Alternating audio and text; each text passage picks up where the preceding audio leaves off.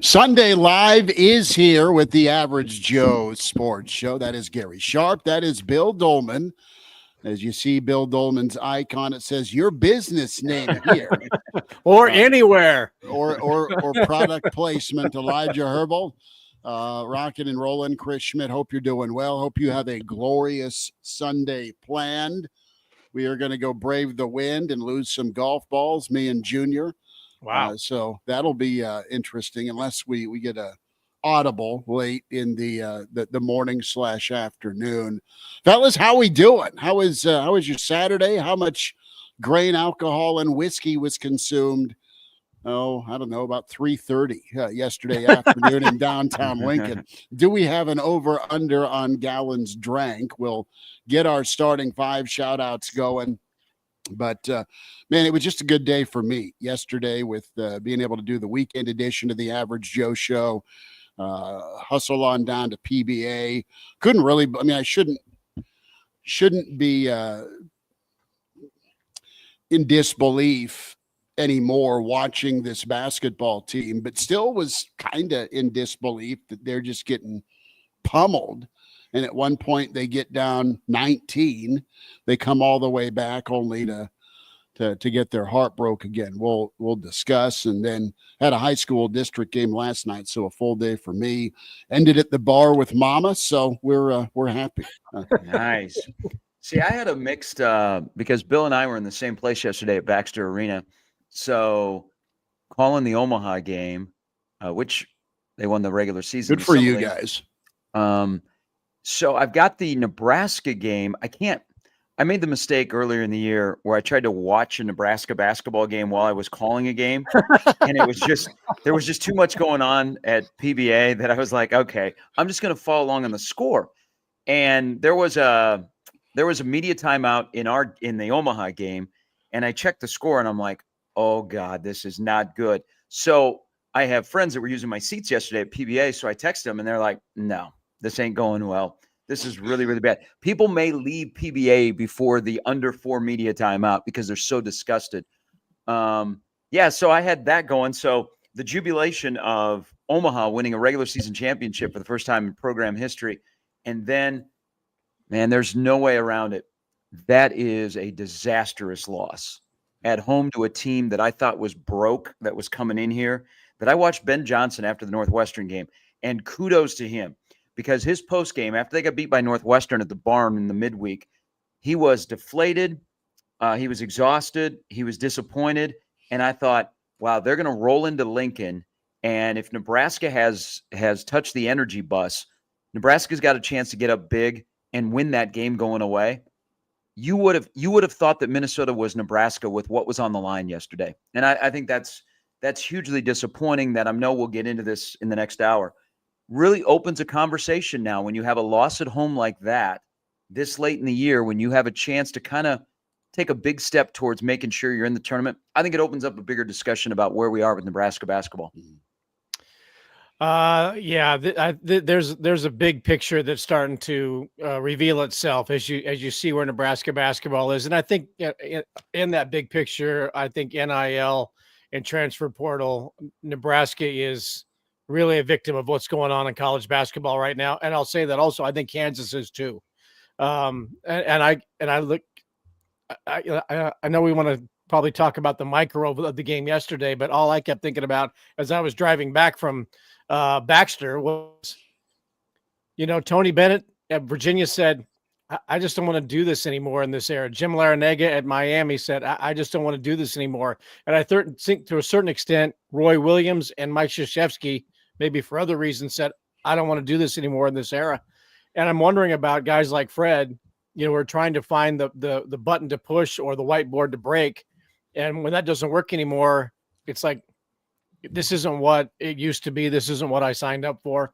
And how much longer are guys like Fred Hoiberg? I'm not saying he's going to resign, but I'm just saying in this era, their coaches are just, the game has changed so much from what they played, what they got into the business for, that eventually guys are just going to go, I can't push the right button anymore. I think we're seeing that with Nebraska. I'm not a doomer today. I am not. I look at Minnesota. Were they a good basketball team? No, not really. They are 4-0 in their last road conference games. They beat UCLA on the road, they beat USC on the road, they beat Penn State on the road, now they beat Nebraska on the road. Those are the last 4 road conference games. That being said, still not a great Minnesota team. I do look back at the last couple of years of Nebraska basketball and say, I mean, the fact that Nebraska made it into the tournament last year, is on the bubble this year.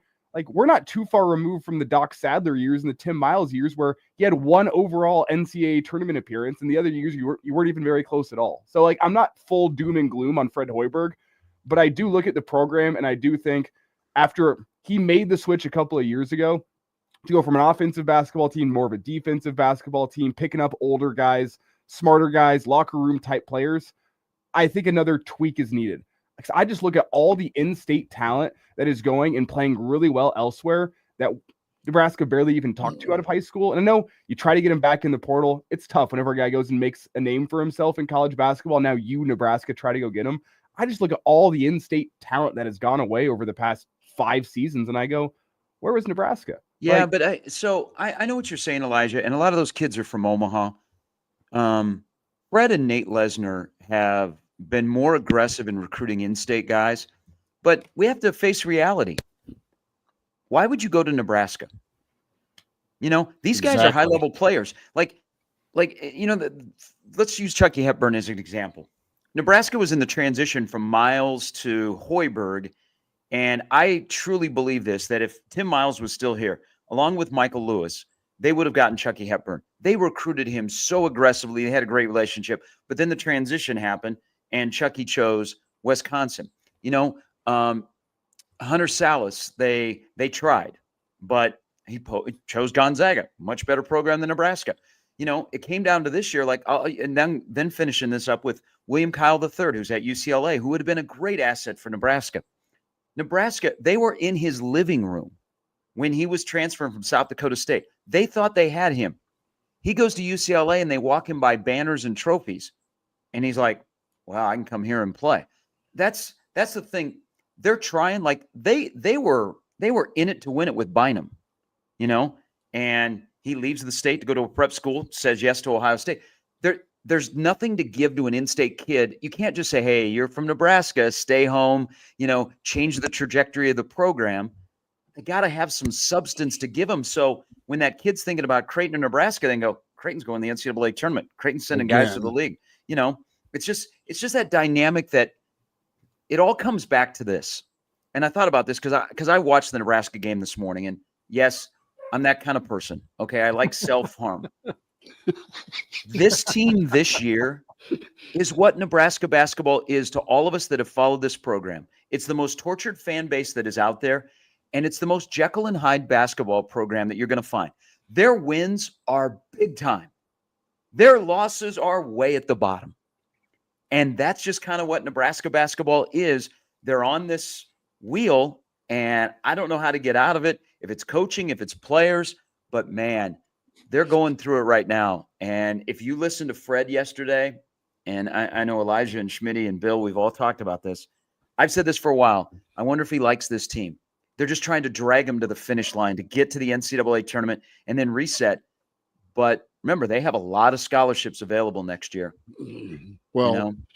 It's going to be imperative that you go find Greasel, Walker type NIL investments. Okay. Because what was on display yesterday and what was on display for the thrill of victory / agony of defeat spectrum you have with this team was full on, aside from a Sejan kind of getting hot in the second half. And I know Morgan had a layup, but that's it. I mean, your portal additions for 2024, 2025 have been an absolute disaster from a consistency standpoint. You look at Mia and Burke, they didn't play the final 12 minutes. You finally found a lineup that was going to try and flip that switch and give you energy and effort.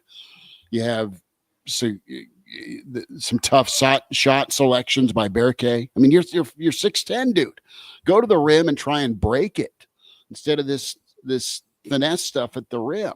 And I know he's coming back from injury, And there is skill there with the guy. I mean, from a handles and mobility standpoint and the size combination.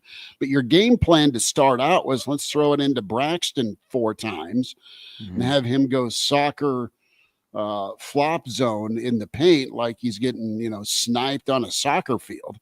I mean, the body control is maddening.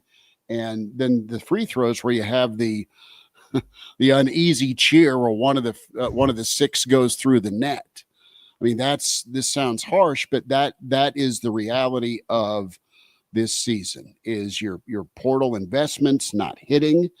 And then what's the body language like with some of these guys? And Fred went off on it, and he should have. He was asked about it yesterday. There is a real lack of mental toughness with this team. And when it gets sideways, it gets real sideways. And for them to not be urgent, hungry, on fire to come out and try and get this thing to the finish line with the position they're in, it's unacceptable. And it's been unacceptable since post-Maryland. That's what I'm talking about with big picture, though. You go way back to the beginning of the season, and when the roster comes out, you're looking at it going 1, 2, 3, 4, 5, 9 new players off last year's team that went to the NCAA tournament. That's the state of college basketball. I'm not down on Fred. I'm down on the state of the game. And Nebraska is unable right now, based probably on history, to play the game as it is currently under construction with NIL and with transfer. You go to the NCAA tournament and you lose Keisei Tominaga, who was beloved and will be beloved forever by the Nebraska fan base, but you lose that personality that drew people in, and you replace guys like that. And there were others who left, and Masters on the bench because of injury. But 9 new players, where's the continuity in that, right? And then you bring in players in a locker room of 12 to 15 people, you know who's making what. It's not like a roster of 150 down to 105 where you can, okay, I know that guy's making money and I don't know this, but we still can be kind of all together as a big unit. But when it's 12 to 15 players and Hunter Dickinson's coming into Kansas making 4.5 or whatever, and I'm making 3 and this guy's making 2. And I think Kansas right now is finding out that if everybody's not getting big money, then everybody ain't going to get the same kind of effort. And when you have Nebraska's best player yesterday, Bryce Williams, say, it's always about energy and effort with us, and the game rewards those who play hard. How I don't understand how that can be the case at this point in the season when you know that your season's on the line. I just think that this is Nebraska is falling into a trap with NIL and transfer and not having any continuity, and certainly no history doesn't help either. But this has been a disastrous end of the season for Nebraska.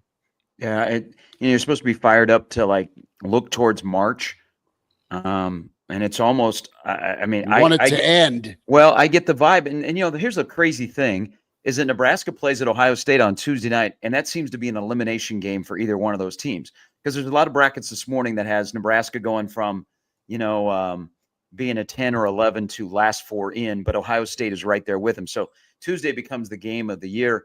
You're supposed to be excited towards the end of the year of you're building up, and something Schmidt alluded to.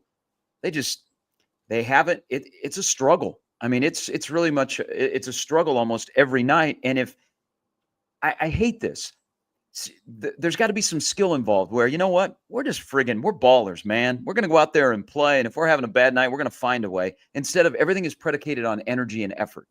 I mean, that's a uncomfortable position to be in as a coach. But do you guys think, and this is whether it's Fred next year or whoever is running Nebraska basketball, as we've seen something Bill was alluding to about how you construct a roster, and this year's roster construction was very poor.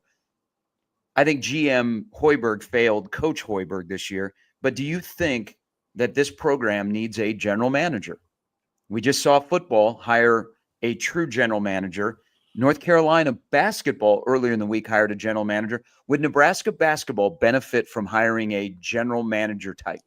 I think you've got a good talent. I know I just blasted the portal additions, but I think you have a good basketball guy. I mean, Fred's done that. He's been a front office guy. I think he can spot talent.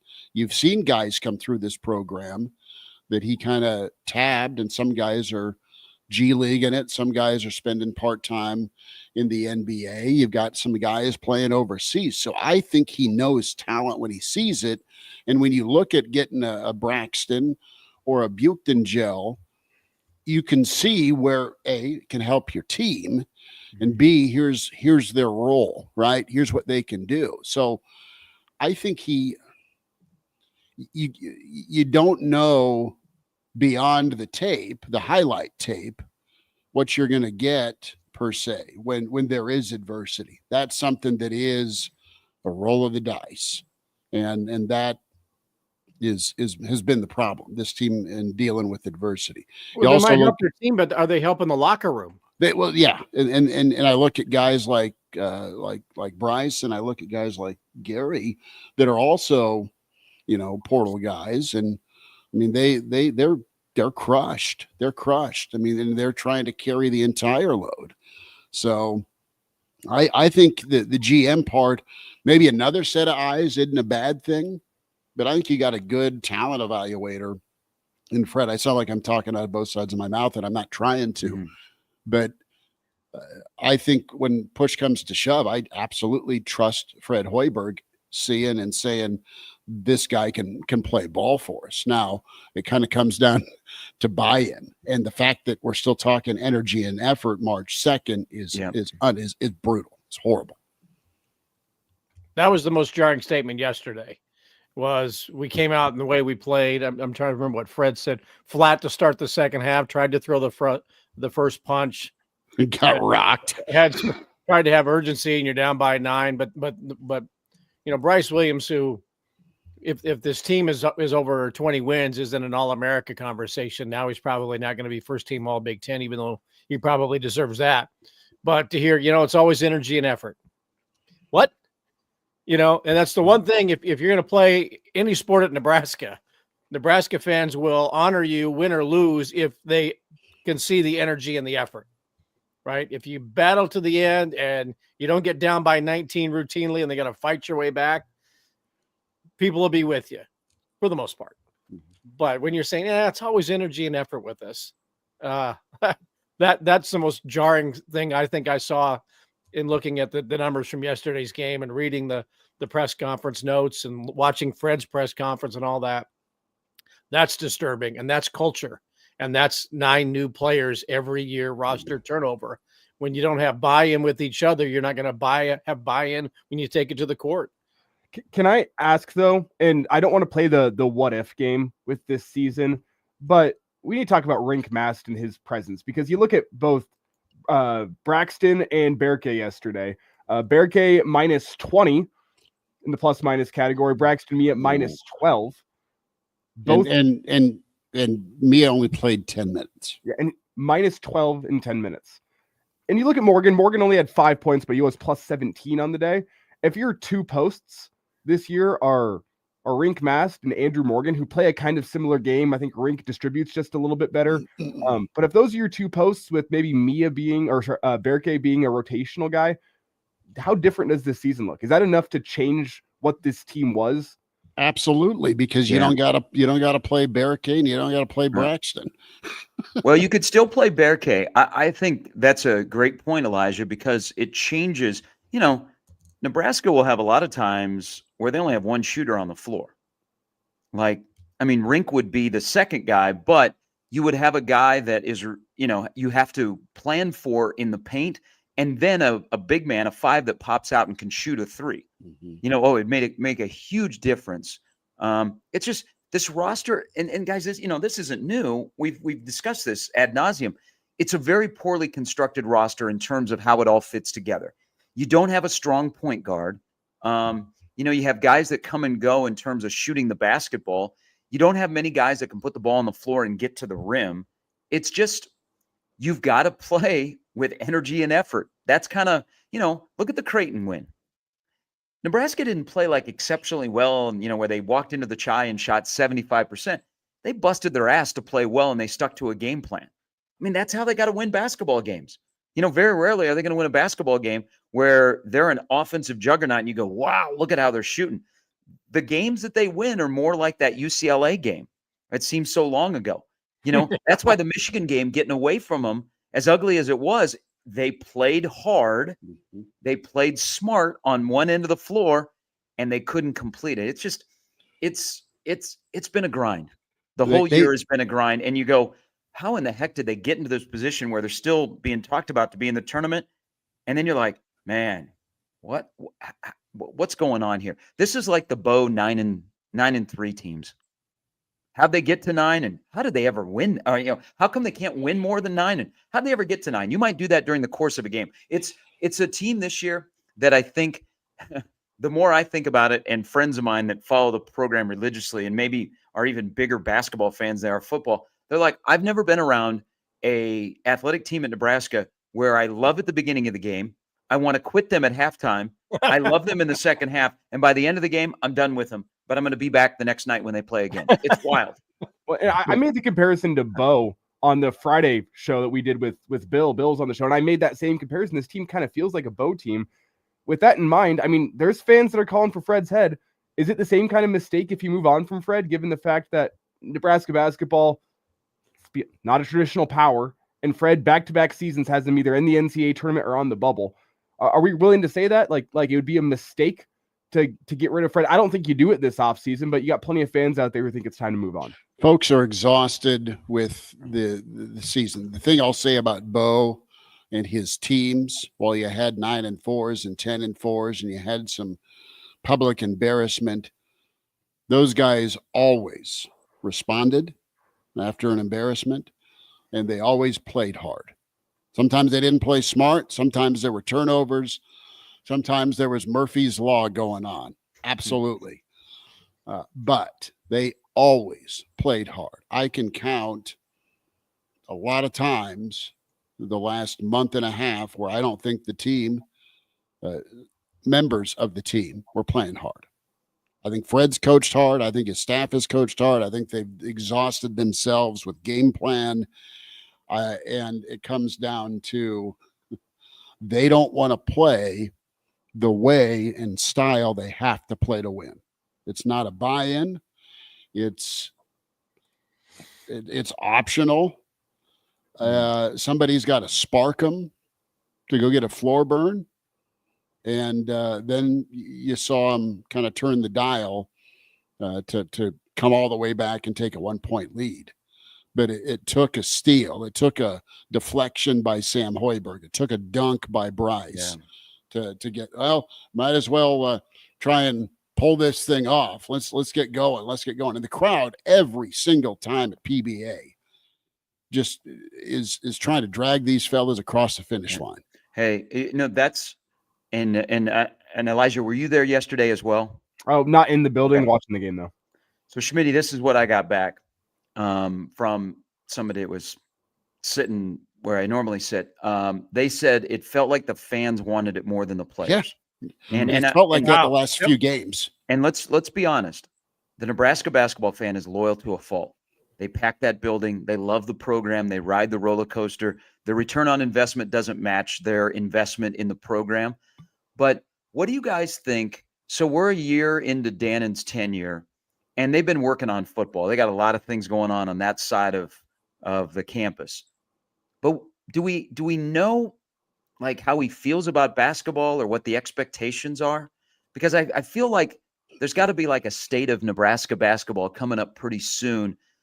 And that sets the tone of where this program is going, whether next year with 2 extra scholarships, revenue sharing, or it goes in a different direction. I almost feel like we probably need one of those, because there's a lot of, as you were referring to, Schmidt, a lot of people are like, you know what? I'm okay. Let's move on. And there's some that are like, well, we've been down this road in another sport at Nebraska before. I'm thinking of his resume, Troy Dannon's. It was at Tulane.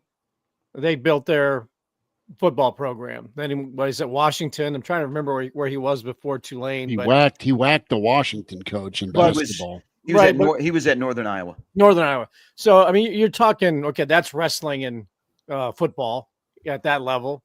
You go to Washington, it's still football. Yeah, he whacked the basketball coach, but that's a football centric institution.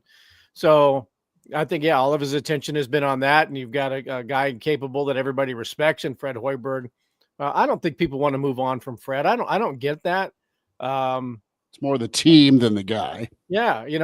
But what's it going to look like next year?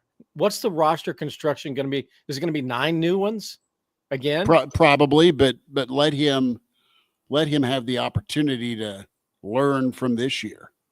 And who? Let's be honest. Let's have this chat too. Who can Nebraska get? I mean, we laid out the Omaha living rooms they were in. We laid out some of the kids that they were in discussions with that they didn't get from the portal, and they got who they could get this year, and it's not worked out consistently.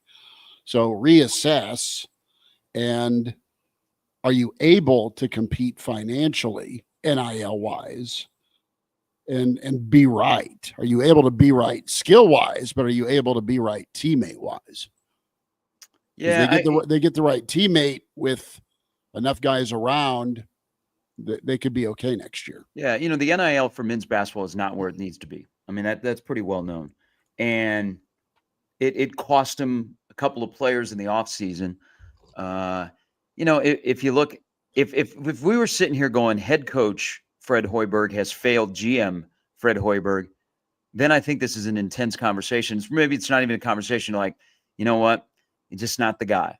But if GM failed head coach, then, and they're the same thing. You can praise Fred for what he's done, and then you have to go, man, you put together a bad roster this year that just did not mix. I mean, it's a conversation that needs to be had, but the other tricky part of this, guys, in the game of college basketball is how many first-year coaches do we see that walk in the door and have success because of the portal, because of connections, because of bringing their own guys. There is a guy 2 hours from Omaha, and I know on a much different level from the Big Ten and the Missouri Valley Conference, came from Northwest Missouri State. They are the D2 Drake Bulldogs. He's got 4 guys he brought. They're 20, I don't know if they won yesterday. They're 26, 27, and 3. And you see more cases around college basketball where first-year head coaches have immediate success. What would a 7th-year head coach look like? With yes, a lot of opportunities to do something to your roster, but is that good or bad? I think another thing that is a Fred thing is the high school recruiting. I know it's a sport where it's so much portal now, but man, I just feel like Nebraska's got to still be a place where you can get that high school kid and he develops. And I don't think Frager's going to do anything at Nebraska. I'm sorry to our Lincoln listeners. I'm still befuddled by that. But Janowski, who is redshirting, the shooter from Wisconsin, all he does is bomb threes, brother. I think he has a shot, but he's a high school kid. So it's a weird dynamic at Nebraska where it looms over you. You've never won an NCAA game. You got a building that is packed. You're in the Big Ten. You don't have a ton of history, but man, there's something there. And if you win, you know what it's going to be like. So it's a conversation that Troy Dannon and Fred Hoiberg have to have. And I will tell you this, Trev was really good for Hoiberg, because Trev quietly was a basketball guy that held Fred accountable, and their dialogue was really, really good. And I don't think it's any coincidence that, the things turned around when Fred said, Abdel Massey's got to go. All right, get him out of here. They reconfigured the staff. Can they do it again? I think, Schmidt, you might have mentioned at the beginning of the show, can Fred, from the way this year has ended, which still could end in the NCAA tournament, can he find that next gear or next thing that takes Nebraska and keeps them, 9, 10, 11 in the Big Ten at worst, where that still gets you in the tournament? Well, but it's still stunning Nebraska's in the conversation. Well, but Bill, they have those. Technically, their wins are high-end wins. I know. Their losses are low-end wins. I know. But the bubble has helped. The bad bubble has allowed Nebraska to have a loss to Minnesota, and for some reason, they're still in the conversation. But Tuesday night's an elimination game, in my opinion. But still, to have the losses that they've had recently, the crusher at Penn State, and then losing at home to Minnesota, and Fred, even in his post-game press conference yesterday, said, well, we're guaranteed 2 more. I He mean, knows it. right. I mean, the conversation yesterday after the game was not will they make the NCAA tournament, but we're back into the will they make it to the Big Ten tournament conversation? Yeah. Right. I mean, that was like 3 weeks ago, and we're back in there, and then that they're still in bubble talk. And this exasperation, I've used it a million times on our shows. This has been exasperating. And the Michigan game, just when you brought that up a moment ago, that's an example, that tribute to Moiba game. That's an example of if Nebraska will play hard for 40 minutes and come up short, even if you're throwing rocks and chipping the backboard, people will appreciate the effort, right? It's like, you know what? They played hard for 40 minutes and came up short. We can applaud. We know what we're going to show up in Minnesota if we see that kind of effort. So we're going to pack the place. We'll wear our candy stripe outfits. And, if we get the same kind of effort, so be it. And Fred does, we were flat to start the second half. Energy and effort's always kind of an issue with us. The game rewards those who play hard. And it's like, if they played that the way they played against Michigan, they probably win yesterday in a rock fight. That's what. Yeah. Where is the consistent effort? And does there need to be a general manager? Okay. The interesting about collegiate general managers is, in pro sports, it's the general manager who makes the personnel decisions ultimately for the owner. In college sports, the general manager works for the coach, right? Patrick Stewart is the general manager, works for Matt Rule. So Patrick Stewart's not going to go, we're not going to get it done. We're going to make a change. No, that's not going to, you're not John Lynch. That's not going to happen. Right. And Fred Hoiberg is going to hire a general manager. Maybe I think that's a great idea. Let somebody scour the country for the next 9 months to bring in somebody who's going to be a good chemistry guy and can be productive. I don't think you have to bring in a 25-point per game scorer, but bring in somebody like a Sam Griesel who came back to Nebraska because, I want to be a Husker for a year. Well, and that permeated that team that year. He was the personality. You have a little bit of it with Sam, I think, playing for Dad. I mean, I think he's endeared himself and does what he can, but that's what they need is, I'm playing for dear old Nebraska U, and I'm going to give you 40-plus minutes every game if I have to. And one thing that was interesting, to go back to that Sam Griesel year, is you had a post to build around in Derek Walker. Totally agree with that. Yeah. It's much harder, in my opinion, to go find post players in the portal than it is to go find guards. The high-level post players are coveted in the portal. There's a lot of guys going after them. One thing to note as we look at next year, you have your post and rink mast. I think Berke is good enough to stick around. I think that's a guy that if he shows some offseason development, you can also, I don't want to say build around, but you're fine having him in your starting lineup. You're going and looking for guards next year. So it's a different portal approach than what they had to go through last offseason. It's Elijah Herbel, Bill Doleman, Gary Sharp, Chris Schmidt, The Average Joe Sports Show, Sunday Live. Like and subscribe. Do so on YouTube and Twitter, AJ Sports Radio. Tell a buddy and get that subscription number up. Sharpie, go for it. Is Nebraska capable of getting the dude in the portal? Are they capable of getting a dude instead of a bunch of New England Patriots sneaky white athletic wide receivers? Do they get Tom Brady or do they settle for the Wes Welkers? Very good question. I mean, because you're like, you get enough Wes Welkers, though, that's a hell of a receiving core. You hit a home run. You actually think about it. Now, that's why, like, Fred has hit like a gapper to the wall that he ends up on third with one portal go around. And then the next one, he hit a little dribbler in front of the plate that Salvi Perez picked up and threw you out by 40 feet at first base. You look at the Vandemel, Gary, Williams, Mast run. That was pretty good. Yep. Then this year, you missed out on guys. So that's why I say a GM, because I think they let some guys string them along a little bit too long, that they missed on some targets. So a GM would be there instead of the head coach doing everything. And Fred did a lot. The GM is like, what are we doing here? What are we doing? We got to move on. You got a bunch of reclamation projects where they were sixth men on rosters where the opposing fan base was like, you know what? We lost to Season.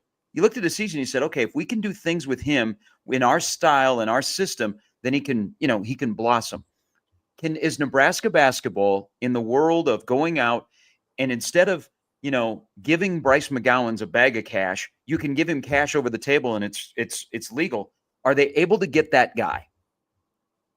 I think so. There's a little bit of history, pre-philosophy flip with the Walker and Greasel cement pouring of chemistry and locker room, maybe over, all right, this dude's going to play in the NBA, right? You can have both, I think. And I think Fred will be able to identify a guy that can go play in the association for sure. And I think he can go, he's shown he does have a little bit of work to show. He has shown the ability to bring guys to the kids you mentioned from the portal on the positive portal go around that did go dancing. And he's also able to point to some guys that are earning a lot of money in the NBA and kind of some of the two-way guys. I mean, you've had a good advertisement with what McGowan's has done. All right. That's the guy that came in and played for you.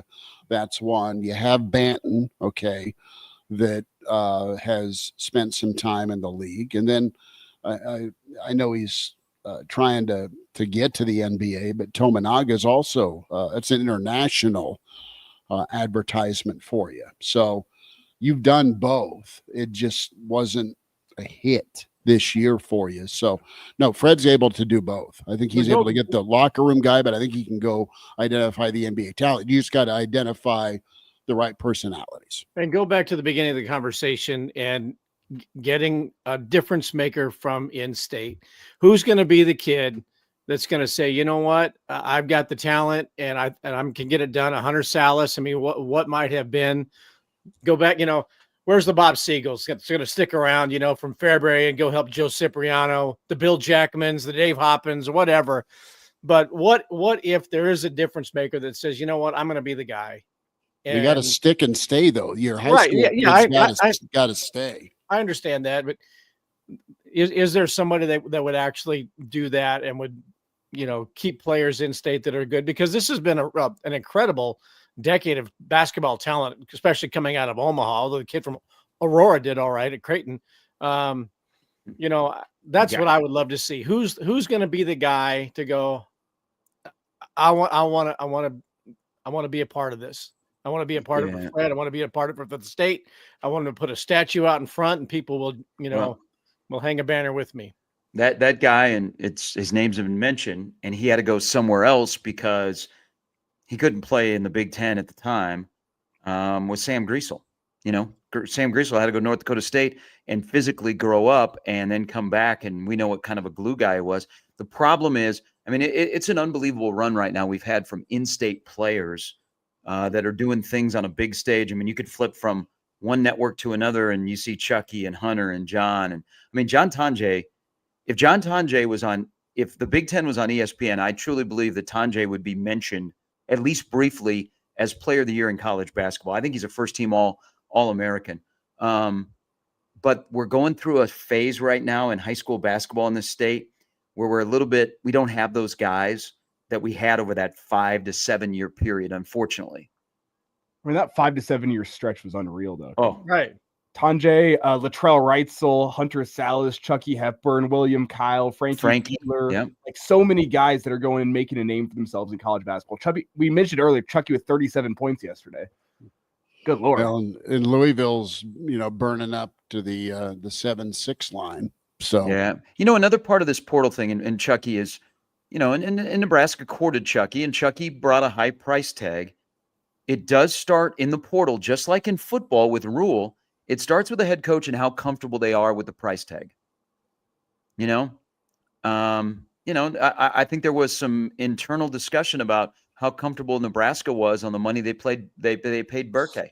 Well, they should be. I don't think everybody was on the same page on how much he could possibly make at Nebraska, and are you going to get into a bidding war? So the coach kind of leads the NIL discussion. It's not like the guys from 1890 just start calling up Frankie Fiedler and going, "Hey, this is what we got for you," and then they hang up the phone. And they go, "Hey, Frank. Hey, Fred, we contacted this kid at Bellevue West because we saw his film. He looked pretty good. This is what we offered him." it starts at the top. So I think you have to, the head coach has to be comfortable knowing his locker room, knowing that player because he's evaluated him, then to pull the trigger and say, yeah, this is the price I'll go. I don't want to get into a bidding war.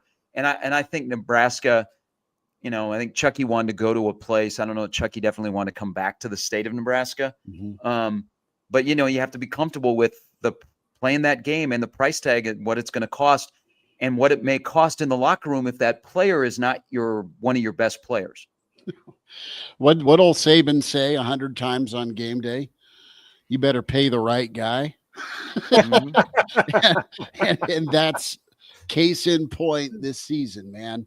Hey, go ahead. I was just say you got your two dudes that got their bump, and then here comes the new guy from UCLA that probably blows what they're making out of the water, and you're going, what the hell?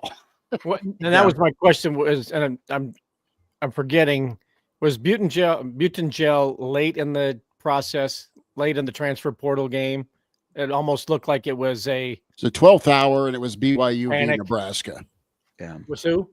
It's BYU and Nebraska, Yeah. and whoever Burke has advising him stand up and applaud, because whether he was going to end up at BYU or not, it pushed the number of zeros. It just seemed like it was my memory is that it was a late in the game acquisition. Like, we got to do whatever we can do to try and win, or at least get a win in the portal, as opposed to having a handle on it right away. I guess what comes to my mind is how Berke coexisted as long as he did with old Mick Cronin. I just have visions of Mick jumping off the scores table with the people's elbow. I mean, as wild as it is, now he's going to need a lot of development in the offseason between the ears and on the floor. I still think he could be a two-way player, because I think there's some stuff on defense that he does well. Oh yeah. It's just, man, you see glimpses of it on offense, but there's too many, are you just shooting the ball because you have to shoot the ball? Yep. That's how it feels. Go back to the Michigan game, guys. Nebraska just at times just shot the ball because it was time to shoot the ball, instead of smart shots that were out of the setup of the offense. So as much angst as, and we center on the Turkish nightmare. I think a good year of off-season development, he could turn into what they think it can be. But it's actually going to be more on him doing it than anybody with Nebraska that's helping him. And that's why I said earlier, I think Mast and Bukhtangel could be a good 1-2 post punch for you next year if you get that development. It could be something to build around. But you got to go get guards. I mean, it's going to be another complete roster turnover this season. So yeah. Hey, just look at Elijah. That's a great point.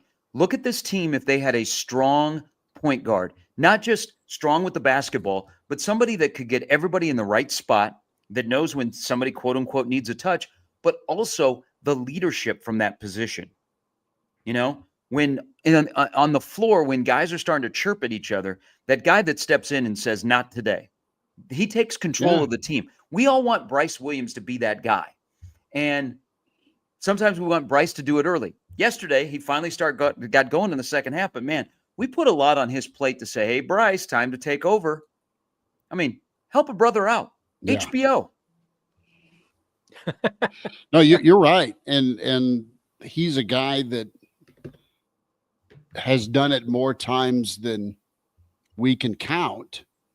But there's also, from a personality standpoint, I mean, Bryce is a guy that would love someone else as an option at times.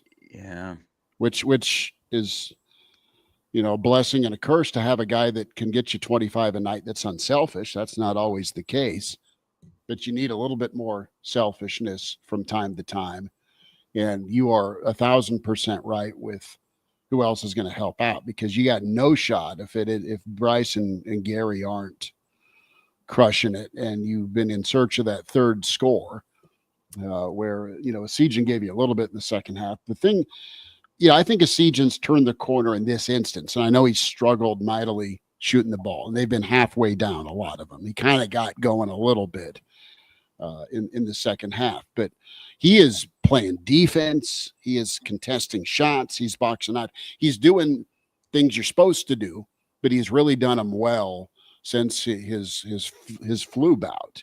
And that's what I want to see from the other portal guys. It's not just are they getting you double digits? Are they making the right play? Are they making a big shot? Sure, they're supposed to do that. But is the buy-in there on defense? And I've seen that from Esijan. I mean, I've seen him play well on the other side of the floor. A quick question I have for you all.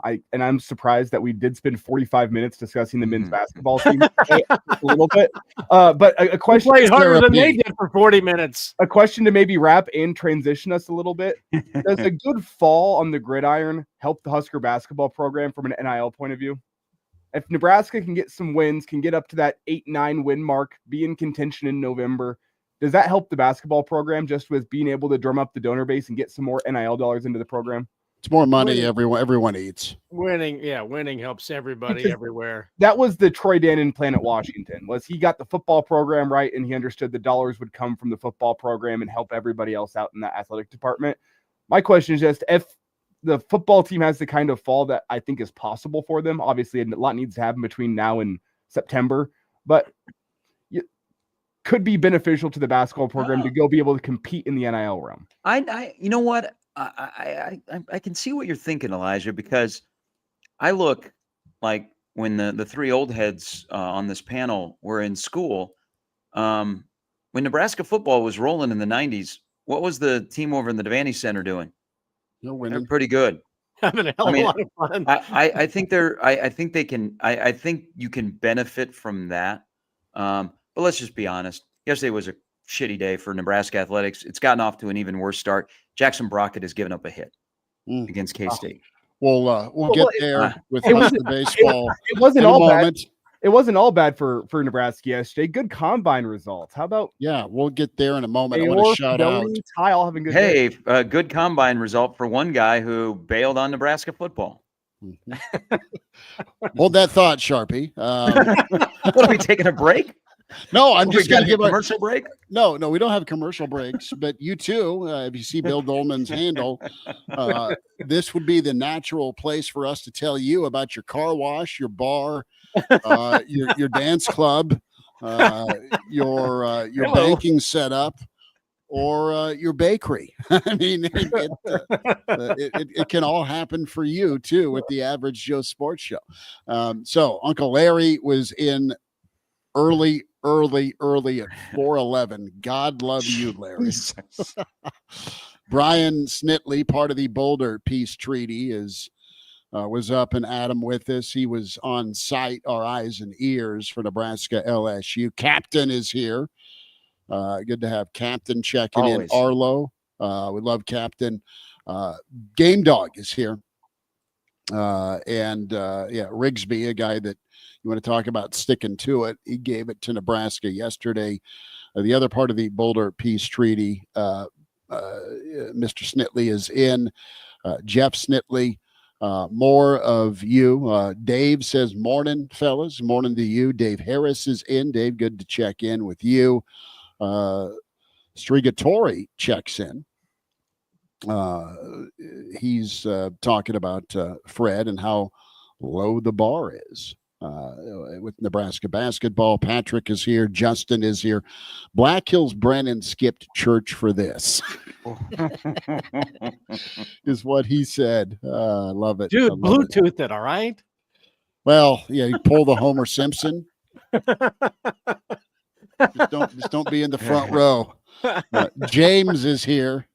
I watched church on the old tablet. I'm that guy. Samuel checks in. David is here. Kobe is here.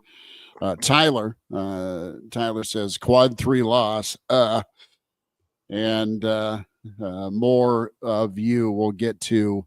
Anonymous checks in. Adante comes in. So appreciate all of you for finding us and like and subscribe to the Average Joe Sports Show YouTube channel and Twitter, AJ Sports Radio. There, I'm done. We can talk baseball. What's the email there, Elijah? The Average Joe? The AJ Sports Show. Wait, no, excuse me. Let me get this right for you. The AJ Sports Show, double S between sports and show, the AJ Sports Show at gmail.com. I should know that. Well, it's okay. We'll all get the same matching tattoo on the forearm, and that way we can just go there. Anonymous is You gotta checked get those, in. Red Wine 65 is here. You gotta get those quarterback bracelets where you can. Oh, flip it up and- Yeah. Carson's flag football team had those. Get them for us. We'll get all the sponsor Nice. reads on there. Yeah, it was good. All the Twitter handles. It didn't help with three interception day, but Could have been So- 4. I know, right?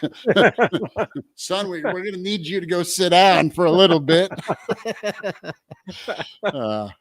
So let's hit a little bit of Husker baseball, a little combine as we work into it. And you've had Nebraska's guys really flourish, Sharpie, in Indy at the combine. Well, I mean, think about it. And you know who's one of the biggest winners from the weekend was guys that are personal trainers to help you get ready for the combine and Nebraska strength and conditioning staff. Because those numbers that Nebraska guys put up is pretty impressive. Is it going to be this case where Fidone will have, I think we talked about this yesterday on the show, where Fidone will have a better NFL career than he had at Nebraska?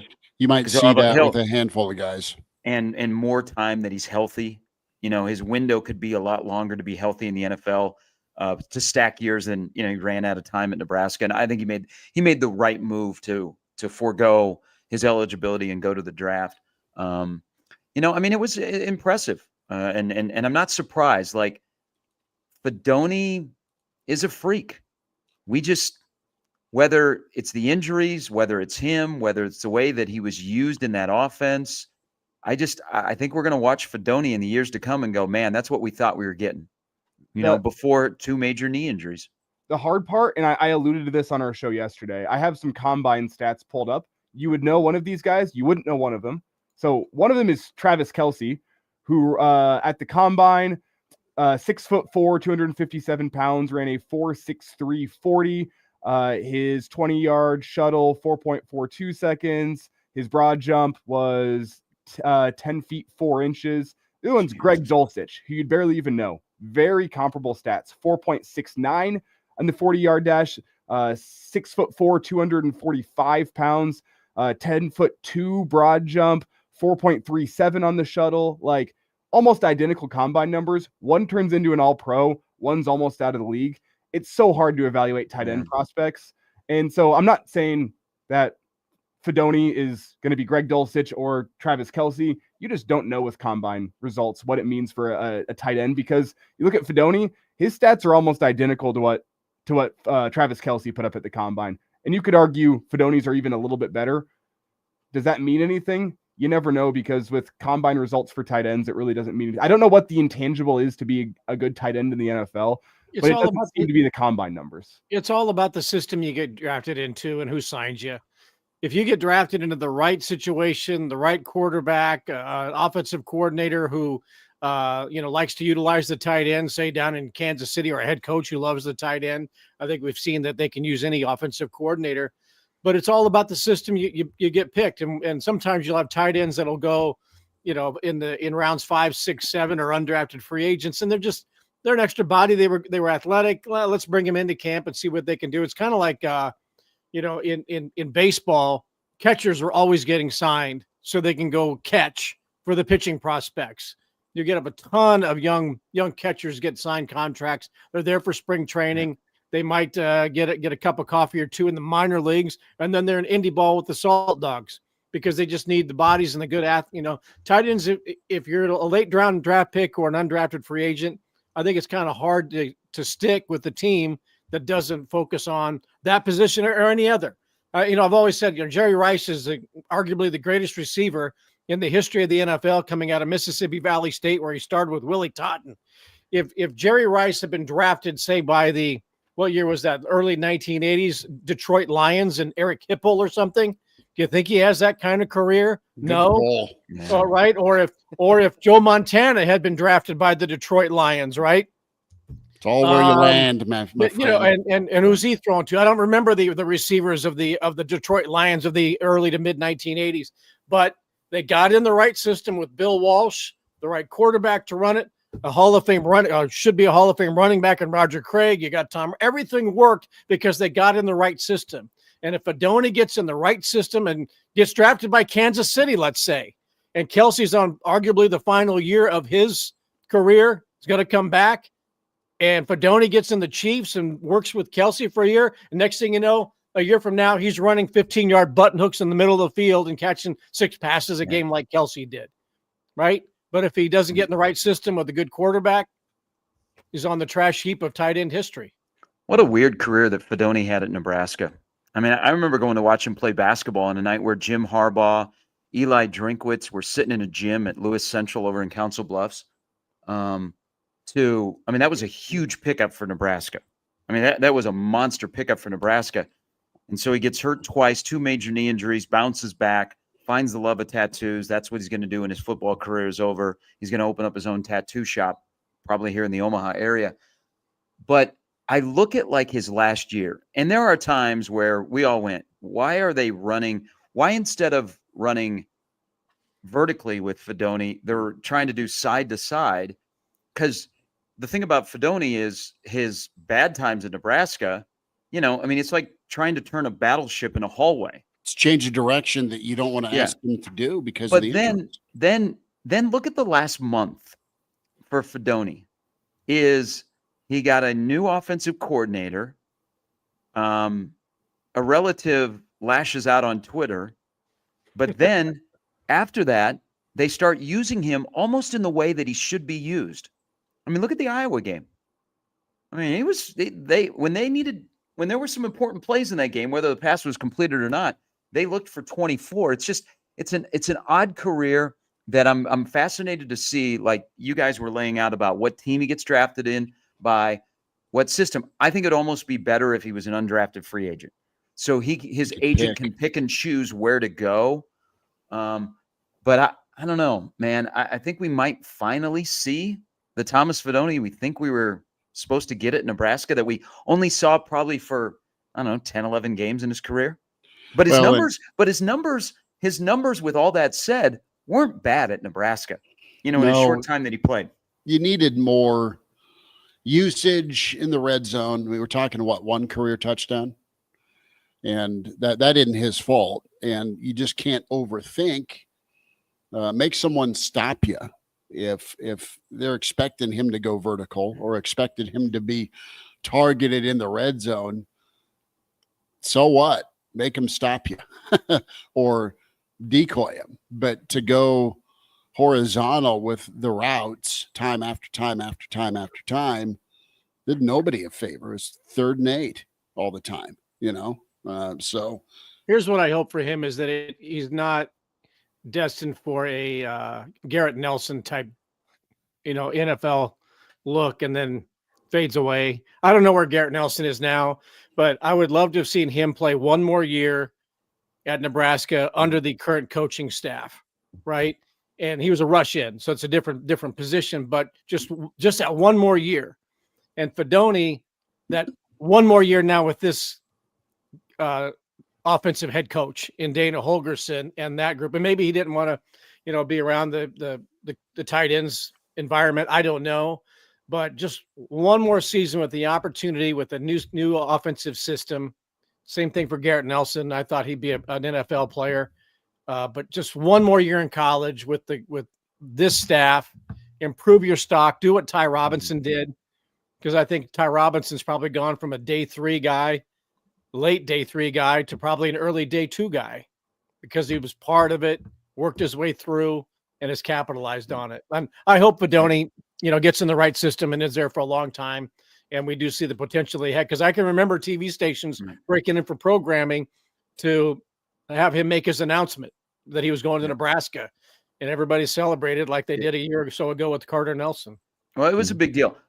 So Fidone left Nebraska early because he was fearful of another major injury and there would be no shot at the NFL. Totally understand. So he made the business decision. But let me pose this, kind of tying this into the upcoming year at tight end.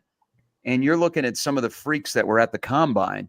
They also got to play some ball because you got film from the fall. Year from now, do you think Hoiberg will be at the combine? I do. I think they are going to wear teams out with option routes. I think they're going to make it an emphasis to use his athleticism.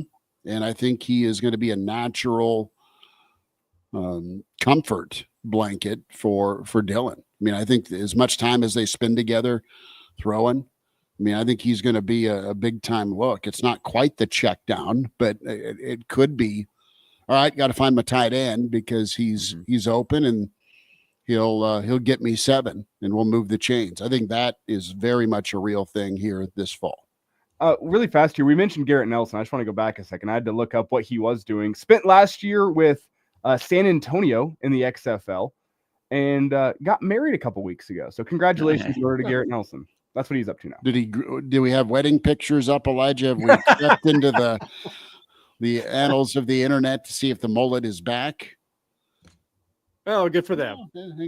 You have crept into the annals of the internet. I love it. Pull up the Instagram. That's where you find out what's going on in people's lives. Hey, is this where we kind of figure out the Nebraska football's got it right? Is we stop asking the what if questions about players that are no longer here? Yeah, I think so. Because Fidone will be a what if. Yeah, I mean, Well, is there a chance that Naor will be a what if as well? I don't know. If he has proper position coaching, he's got the athletic potential. I mean, tested really well as a wide receiver yesterday. Looked all right running routes. Like wasn't. He's always had the ability, dude. He's always had the ability. I mean, he's. I mean, it's all about him yesterday, right? I mean, this is his future, and he is going to do everything in his power to get paid. Right. So, again, it's self buy-in versus I didn't come here to block on the edge, so I may not. I don't know if there's going to be a one-off with him. I'm not sure there was much endearing over the last year. I think people kind of forgot about him until he posted the numbers he did over this weekend. Hey, talk about a guy who I thought played, I mean, throughout the year, he had his ups and downs, and Nebraska had 2. Nebraska, for what Nebraska needed for guys to catch the football and block on the perimeter, they fanned again on getting both of those, but they were very high on Banks and Nair. Like Jamal Banks just kind of, we don't even talk about him, and I thought he played really well his last 4 or 5 weeks of the season. I love his game. I hope he gets a real shot. I love his size. Good locker room guy. He's got talent. I mean, he's big body, wide out, man. I hope he gets a look and has some success in the NFL. And he's not quite size-wise what a Nunwa was at Nebraska, but just from a physical standpoint, that's who he always kind of reminded me of. I hope he's at Nebraska's pro day later this month. Mm-hmm. Let's wind down, fellas. It's Bill Doleman. It's Gary Sharp. It's Elijah Herbel, Chris Schmidt. The 1-0 K-State, by the way, boys. Average Joe Sports Show Sunday live. We are 7 days a week for you. Sundays. Bill's favorite coach in the Big 12, Pete Weber. 10:30. Pete Hughes. Sorry, I was thinking bowling. Sunday. Kegler's Corner is on. I'm sorry.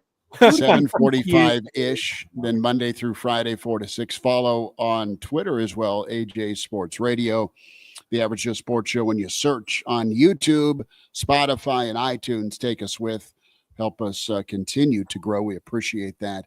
So 2-0 Wildcats, fellas. We'll see if Nebraska can pull it out. Just a real quick takeaway on Nebraska LSU. It looked good early for the Big Red. Well, they were ahead, 3-4-0 through the first 5-0, yeah. 5-0 through the first 4 or 5 innings, and then they give up that big 6-run inning in the the top of the 7th. And as we talked about earlier in the show, you let LSU get a couple of runs, they're going to turn it into 6. I'd said over the last couple of days, Nebraska could lose it 6-2, and be okay and not lose 16-2. And what do? Go right down the yellow line in the middle of that. There was some fight, which was good, but you couldn't silence the bats when you had to get it done. They had 4 guys had multiple hits. Cale Frost had a nice day at the plate. It's not a bad loss to LSU, but it's a loss. But you got to win today to, I still think to keep that Vanderbilt win, as part of your impressive resume. And if you win today, you win in Omaha on Tuesday, and then they've got South Dakota State and then Washington. They got a chance to do okay in the state of Nebraska next week. To me, Ty Horn started the game pretty well. LSU got their second time around in the order. They started to get him figured out a little bit. You got to get it. If you're playing against a top 10 team like that, you got to have your starter go deeper into the game. I was listening to the game, not watching. So take that with what it is. I didn't get the eye test on what Horn was looking like. But you just need to have your starter go deeper. And I'm not calling out either Horn or the coaching staff for pulling him when they did, because again, I was listening and it's harder to gauge whenever you're not watching the baseball game. But you had to get like 7 innings out of him to have a chance. As soon as he started going to the rotation of arms in the bullpen, where it's just a different guy every single inning, those guys couldn't hang with a top 5 team like LSU. So Horn went 4 2/3. I think he gave up 8 hits. Yeah. That's, sorry, Schmidt. That's Nebraska played a national championship team yesterday. And you got to be on full tilt for 9 innings. And you can put up a 5 spot and look really, really good. But I'm looking at Omaha last week. They went to Baton Rouge, won that middle game, the doubleheader. They were up 5-0. And the next thing you know, bottom of the 9th, LSU has put 4 up, and they've got the tying run on 3rd and the go-ahead run on 2nd. And you can't let up. So to Elijah's point and Bill about Horn and your starter going deeper, you have that in the SEC on the weekends where the starter is going to give you 5, 6, or 7. But man, when you're playing a team like LSU, national championship team, you're playing all 9 innings. You gotta be on edge all 9 innings. And Nebraska, K-State would be a good win today. Win 2 of 3 in Frisco, and then you settle into you're playing closer to home, and the conference season starts, and you get rolling. But I don't know. It's kind of it's an okay 3 weeks. Would you guys say that for Nebraska baseball? What kind of our expectations? It's okay, not disastrous. It's okay. There's still plenty of time and some hope that they're going to round into what they need to be for sure.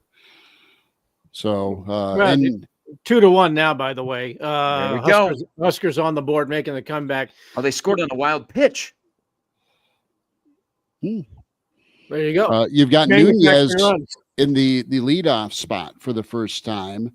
And I think the big takeaway for me this weekend is you've got Cale Frost. He had 3 hits yesterday. I think he said he had 2. He had 3 yesterday, and I think Nunez had 3 hits too as well. 3 for 5, 2 runs. So you've got Frost knocking a little rust off. He's had a good back-to-back days down there in Frisco after a tough start. We'll be back at it tomorrow, 4 to 6, with the Average Joe Sports Show across the Average Joe Network. Of course, find Sharpie with his morning show in Omaha on 1620. Thank you. We will huddle up and forge forward. We'll see how interesting and entertaining this week is on the hardwood for Nebraska basketball. So hold on here. We have to. So Tuesday night is one of the most important games Nebraska's played since they've been in the Big Ten in hoops. I know I just went out all hyperbole there, but I think it's an elimination game. Big. Your confidence meter that the roller coaster fighting Hoibergs will be on the good side of the roller coaster and win a road game in Columbus against a team that will also be playing with a sense of desperation.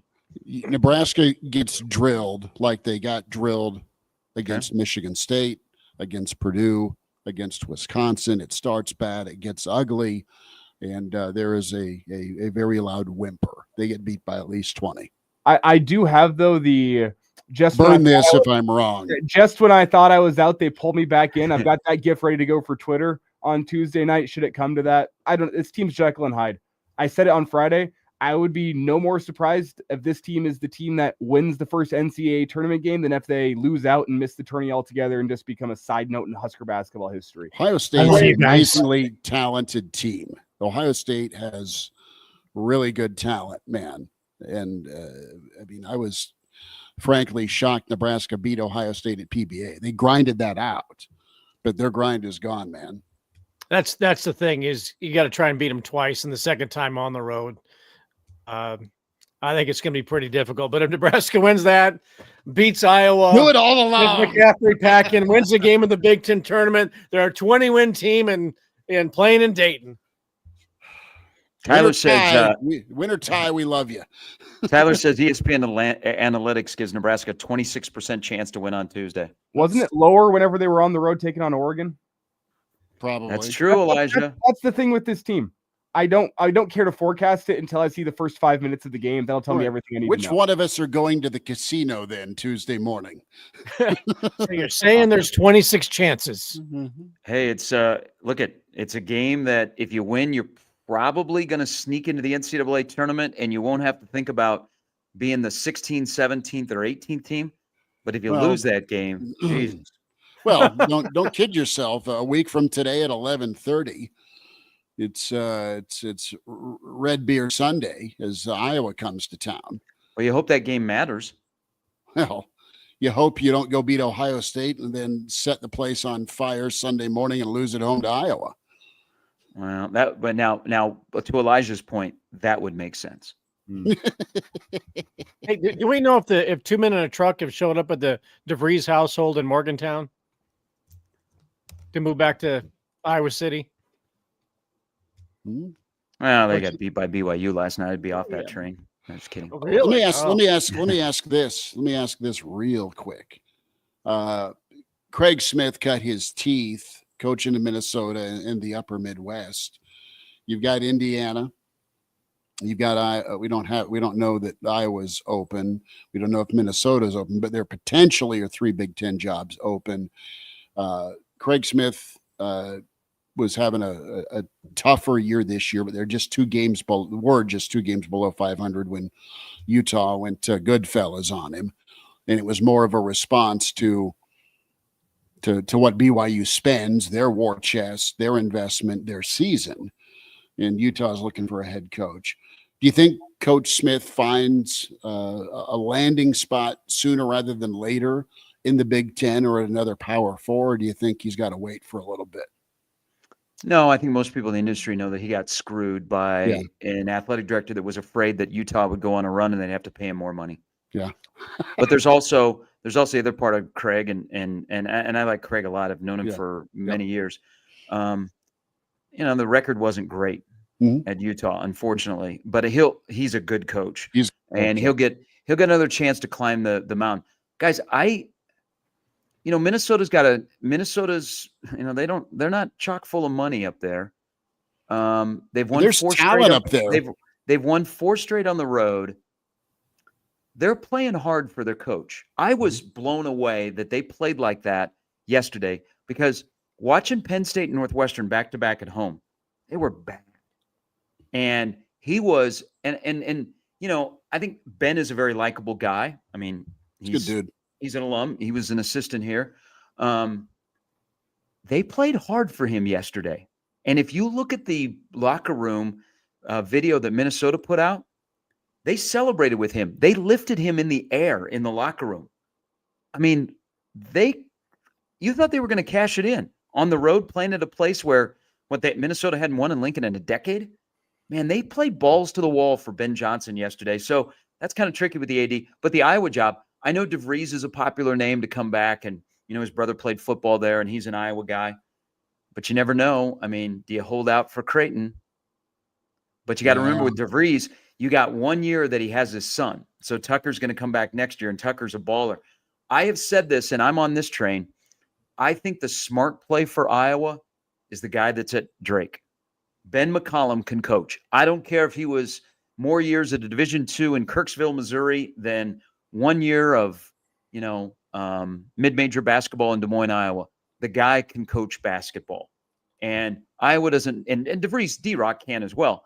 But I'm I'm a big Ben McCollum fan, but I got to believe that next Sunday will be the last time we see Fran in Pinnacle Bank Arena. Mm-hmm. I would think for Craig, it might be the same kind of route that Richard Pitino has taken. You run out of Minnesota and you find yourself at a high sort of mid-majorish program like New Mexico. I don't think, I was always stunned that Tim went to San Jose State. But I could see Craig getting, not being out of the game long, and getting an opportunity at a Mountain West type program, right? Mhm. And or maybe a 1-year stint as an assistant coach at a Power 4, and they're just biding his time until the next coaching cycle happens, because they're going to be paying him some pretty good money to not be, the head coach someplace. So you can take a nice little, $200,000 or $300,000 check from someplace and make the rest from Utah, and then look for the right situation for the next coaching cycle. But I think his next coaching job is I met him when he was at Colorado State with Tim, and I think I could see him at a program, like that, if he's going to get right back into it. Hey, New Mexico, what Richard Pitino, just like his dad, has had a really good year and maybe in line to make a bump up. Craig Smith to New Mexico would be an ideal place, but you have to be careful. Tim wanted to get back into the game. He thought the game would pass him by. San Jose State's struggling a little bit. So if you're looking at, hey, if I go to San Jose State to get back into a Power 5, you have to go to the right place. You got to win there.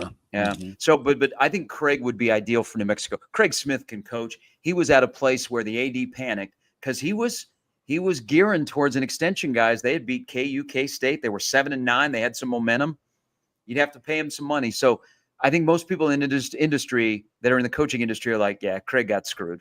Mm-hmm. But then he also got BYU'd. BYU has a ton of money, NIL, for men's basketball, and BYU is having success. He got BYU to 1,000 at the end of the day where Iowa is. He got BYU to 1,000%. So no, big fan of Craig. Big fan of the talent he helped bring to Nebraska through the transfer setup, and he was super key here when he was under Tim. And a lot of people in the stream chat calling for these coaches to come to Nebraska with, what is it, like over $15 million in buyout on Fred's contract. I don't think it makes any sense for Nebraska to move on from Fred. So I do want to close the conversation with that and just say, I don't think that happens either. Fred's going to be around for another year, even if you don't like it. It's just the reality. I mean, if Nebraska's canceling on the Tennessee series because of money, I don't think they're going to be firing Fred over. Well, give Fred and give me a mulligan year with the portal with Guys, Fred. Last time, give him some help. Give him some help if you're going to commit to Fred, and Fred is committed to Nebraska, which is not even an issue. Then let's treat basketball. You already pay the guy a lot of money. Let's take care of making sure that when you make a decision on Fred, he had all the resources at his disposal, and maybe he just can't coach at this. Maybe Nebraska is not like Iowa State, which we tried to reinvent. Yep. Guys, before we get out here, a last thought. This is a sports show. Are we going to talk about John Cena turning heel last night? Anyone care? Didn't see it. Hey, Elijah, people are shook today. Yeah. That John Cena is a heel. And now we're going to have to go to WrestleMania where Cena is going to beat Cody Rhodes with the help of The Rock. Yeah. We're going to need some therapy. It's 2005 all over again, but it's the worst timeline. John Cena's turned heel. And I don't care about wrestling, but that got me fired up last night. I was shocked.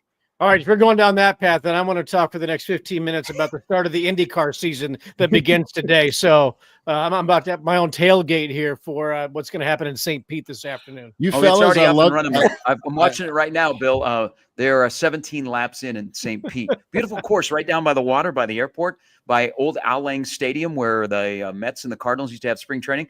McLaughlin is in the lead to kick off the season. I love you all, but you can talk your wrestling and racing, and I'm going to go play in traffic. We got COTA coming up after this in Austin. Love week three of NASCAR. Big day. Kyle Busch is on the pole. Come on, Schmitty. We don't talk golf until next month. That's fine. I'll check in with you fellas from Augusta, the first part of April. I thought you were going down there. Excuse me? Oh yeah. You just got Oh, no. was No, it just no. practice rounds? Was that what it was? Practice round Monday, but I'll be outside of Augusta for a Sunday live if we want. Probably April 7th, 6th, something on. like that. Oh yeah, let me scroll through my phone. Where is the text that you were like, hey, You've all met Iowa Russ, dear friend, yeah. and he was able to secure a practice round for that Monday for the Augusta National Lottery.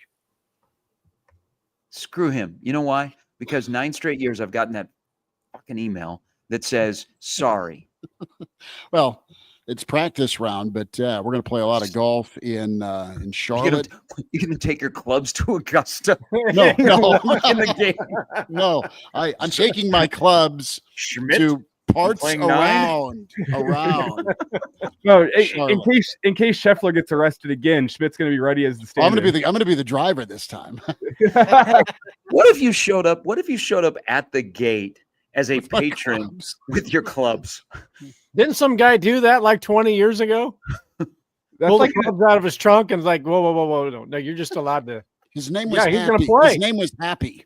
that's like adults showing up to baseball games with the gloves. Like, No, I am not showing up to Augusta with my clubs, but hoping to play in South Carolina, North Carolina. We are It would be the first McGregor irons not played by Jack Nicklaus that anybody ever played Augusta with. In case No, Scheffler looks that's into the funny. gallery and says, you, come here. we need You a celeb putt this shot. for me? They should have put this for me. Pool or a pond? Pond would be good for you, Schmitty. Hey, it's like that That's student in the Nebraska basketball student section that used to wear a uniform. In case the coach said, I need a guy. And the kid points and goes, me? I'm ready to go, coach. Shot ready. Can you box out? All right. That'll do it for the Sunday Live. I'm going to go clean my clubs with the Average Joe Sports Show. There is Shagalicious. That's Gary Sharp, Bill Doleman, Elijah Herbel, Chris Schmidt. Like and subscribe the Average Joe Sports Show YouTube. Find us on Twitter, AJ Sports Radio. We'll talk to you tomorrow at 4. Shagalicious. That's what they called Gary back in college.